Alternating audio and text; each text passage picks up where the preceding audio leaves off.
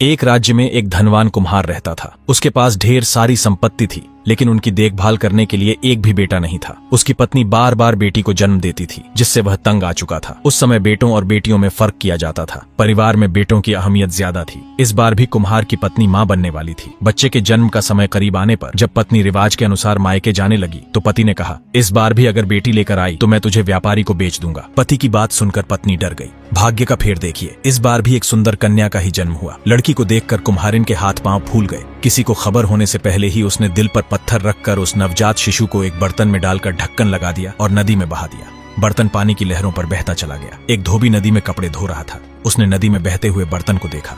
उत्सुकतावश वह तैरता हुआ बर्तन के पास गया। बर्तन का ढक्कन खोलते ही उसने अंदर एक नवजात बच्ची को देखा। धोबी बच्ची को लेकर नदी के किनारे लौटने ही वाला था कि अचानक आसमान में उड़ती एक मादा चील उस पर झपटी और बच्ची को झपट कर ले गई। धोबी बेबस होकर आसमान में उड़ती चील को देखता रह गया। वह बच्ची को अपने पंजों में लेकर पीपल के पेड़ पर बने घोंसले में ले गई, लेकिन जब उसने उस मासूम बच्ची को देखा तो उसकी ममता जाग उठी। वह उसे खा नहीं सकी। चील ने तय किया कि वह बच्ची को अपनी बेटी की तरह पालेगी और उसकी देखभाल करेगी। अब चील हर दिन जहाँ कहीं भी अच्छा खाना देखती उसे झपट कर ले आती और बच्ची को खिलाती। धीरे धीरे बच्ची बड़ी होने लगी। चील उसकी हर जरूरत का ध्यान रखती। गांव के घरों में जब लोग धुले हुए कपड़े सूखने के लिए बाहर डालते तो चील उन कपड़ों को ले आती और अपनी बेटी को पहनने के लिए देती। एक दिन राजा की बेटी नदी में स्नान करने आई। उसने अपने गहने किनारे पर उतार दिए। चील ने मौका पाकर उन गहनों को उठा लिया और अपनी बेटी को उपहार में दे दिया। इसी तरह जहाँ भी उसे कंघी, आईना, सुगंधित तेल या कोई और सामान मिलता वह उसे अपनी बेटी के लिए लेकर आती।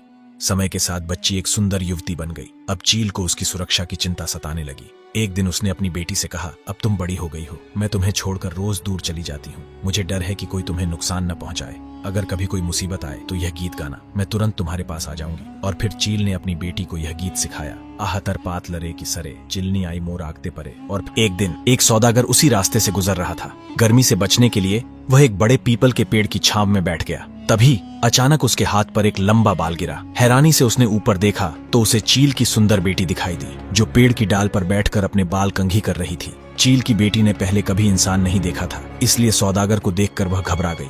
सौदागर ने ऊपर देखते हुए सवाल किया, तुम कौन हो? अप्सरा हो या कोई जादुई शक्ति जो इस पेड़ पर रहती हो? अगर इंसान हो तो यहाँ क्यों हो? सौदागर के सवाल सुनकर वह डर गई और गाना गाते हुए अपनी चील माँ को बुलाने लगी। उसकी आवाज सुनते ही चील माँ तुरंत वहां पहुंची। उसने बेटी से पूछा, तुमने मुझे क्यों बुलाया? बेटी ने बिना कुछ कहे नीचे खड़े सौदागर की ओर इशारा किया। चील माँ ने सौदागर को देखा जो जवान और सुंदर था। उसने सोचा, अगर मेरी बेटी की शादी इस आदमी से हो जाए तो मैं निश्चिंत हो जाऊंगी। वह पेड़ से नीचे उड़कर सौदागर के पास आई और उसे अपनी बेटी के बारे में सब कुछ बताया। सौदागर ने कहा, मैं एक धनी व्यक्ति हूँ, लेकिन मेरी पहले से ही 7 पत्नियां हैं। अगर तुम्हें इससे कोई आपत्ति न हो तो मैं तुम्हारी खूबसूरत बेटी से विवाह करना चाहता हूँ। मैं वादा करता हूँ कि उसे हमेशा प्यार और सम्मान दूंगा और कभी कोई तकलीफ नहीं पहुंचाऊंगा। चील माँ ने कुछ देर सोचा और फिर अपनी बेटी को समझाकर नीचे बुला लिया। उसने अपनी बेटी का हाथ सौदागर के हाथों में सौंप दिया। बेटी माँ से अलग होने के गम में रोते हुए बोली, माँ, मैं तुम्हारे बिना कैसे रहूंगी? चील माँ ने उसे दिलासा देते हुए कहा, बेटी, जब भी तुम्हें मेरी जरूरत हो बस एक गीत गाकर मुझे बुला लेना, मैं तुरंत आ जाऊंगी। सौदागर चील की बेटी को अपने घर ले गया। उसने अपनी नई पत्नी को खूब प्यार और सम्मान दिया। यह देख सौदागर की पहली 7 पत्नियां ईर्ष्या करने लगीं। उन्होंने अपनी ईर्ष्या में चील की बेटी को परेशान करने की ठान ली। एक दिन वे सभी 7 एक साथ उसके पास आईं और आदेश दिया, तुम्हें आज हम सबके लिए खाना बनाना होगा। याद रहे, भात तो सबसे अच्छा होना चाहिए। चील की बेटी हैरान और परेशान थी। उसने अपनी जिंदगी में कभी खाना नहीं बनाया था। डर और घबराहट में वह घर के पीछे गई और केले के पेड़ों के पास छिपकर अपनी माँ को पुकारने लगी। कुछ ही पलों में चील माँ वहां आ पहुंची और प्यार से पूछा, बेटी, क्या हुआ, क्यों बुला रही हो? बेटी ने कहा, माँ, मेरी 7 सौतों ने मिलकर मुझे अकेले ही सबके लिए भात बनाने को कहा है, लेकिन मुझे तो कुछ नहीं मालूम।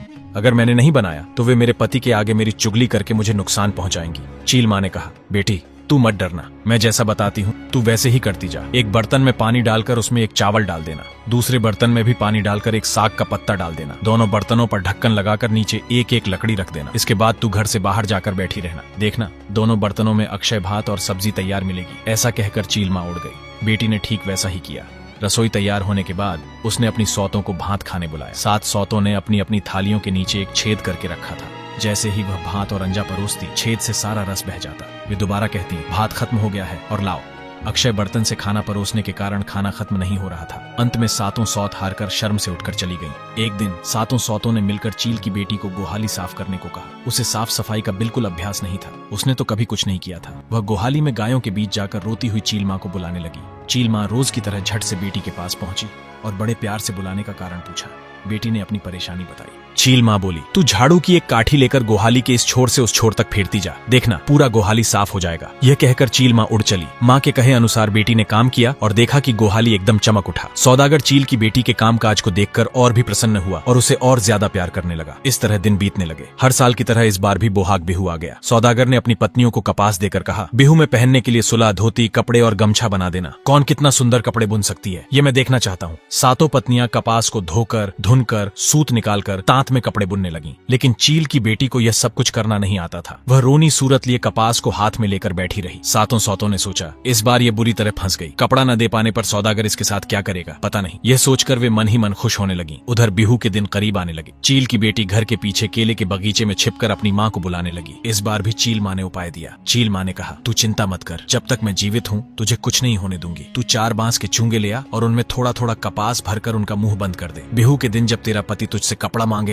तब इन्हीं छूंगों को उसे दे देना। ये कहकर चील माँ उड़ चली। चील की बेटी ने कपास को हाथ तक न लगाया। यह देखकर सौतों को बड़ा मजा आया। बिहू के दिन सातों पत्नियां अपने पति के पैर छूकर प्रणाम करने लगीं और एक एक करके उन्होंने सुंदर कपड़े भेंट किए। इसके बदले में उन्हें अपने पति का प्रेम और आशीर्वाद मिला। चील की बेटी ने 4 चुंगे उनके हाथ में थमा दिए। कपड़ों के बदले चुंगे देखकर सातों पत्नियां ठाके मारकर हंसने लगीं। सौदागर को भी गुस्सा आ गया। उसने गुस्से में कहा, ये सब क्या है, तेरे बुने हुए कपड़े कहाँ हैं? उसने अपनी छोटी पत्नी को फटकार लगाई। चील की बेटी ने विनम्रता से कहा, इन्हें खोल कर देखिए। जैसे ही सौदागर ने बांस के चूंगों का ढक्कन खोला, उसमें से एक से बढ़कर एक सुंदर कपड़े निकल आए। महीन बुनाई और सुंदर डिजाइन देखकर सौदागर अपनी छोटी पत्नी पर और ज्यादा मोहित हो गया। उसने वही कपड़े पहने और बिहू का उत्सव धूमधाम से मनाया। धीरे धीरे 7 पत्नियों को यह बात पता चल गई कि एक मादा चील आकर चुपके से उसे सब कुछ सिखा जाती है। उन्होंने चुपके से चील माँ को बुलाने वाला गाना भी सीख लिया। एक दिन धोखे से उन्होंने चील को बुलाया और डंडे से पीट पीट कर उसे मार डाला। चील की बेटी को इसकी कोई खबर नहीं हुई। अब जब भी वह चील माँ को बुलाती तो वह नहीं आती थी। ऐसा कई बार होने पर उसने समझ लिया कि उसकी सौतों ने मिलकर चील माँ को मार डाला। यह जानकर वह अपने कमरे में बैठकर फूट फूट कर रोने लगी। एक बार सौदागर व्यापार करने नाव लेकर निकला। जाते समय बार बार अपनी सातों पत्नियों को चील की बेटी का ख्याल रखने की हिदायत दी। पति के सामने तो वे अच्छी बनने का नाटक कर रही थीं, पर उनके जाते ही चील की बेटी को घर से निकालने की योजना बनाने लगी। सातों मिलकर भोली भाली चील की बेटी को एक व्यापारी के हाथों बेच दिया। उसे बहला फुसलाकर आईना, कंघी, सिंदूर आदि खरीदने के बहाने व्यापारी के नाव में बिठा दिया और योजना के अनुसार व्यापारी भी सुंदर लड़की पाकर नाव लेकर चला गया। नदी किनारे अपने घर ले जाकर व्यापारी ने उसे सूखी मछली की रखवाली करने को कहा। एक दिन मछली के पास बैठी चील की दुखी बेटी अपनी चील माँ को याद करती हुई गाने लगी। कुमारनी आए मुख उतुवाई दिले, सिलनी आए मुख दांगी धरी ले, साउदर कवरे मक ब्याह करा ले, 7 सतीनी मक मोडेट बेसिले, मुड़िए मुख शुकान माच रखिया पातिले। अर्थ, कुम्हारिन माँ ने बहा दी, चील माँ ने उठा लिया। सौदागर कुंवर ने शादी कर ली। सातों सौत ने व्यापारी को बेचा। व्यापारी ने सूखी मछली की रखवाली करने को कहा। नाव में सामान भरकर सौदागर उसी नदी के रास्ते से घर वापस आ रहा था। उसने अपनी छोटी पत्नी की आवाज पहचान ली और तुरंत नाव लेकर उसके पास गया। उसकी आप बीती सुनकर उसे बहुत दुख हुआ।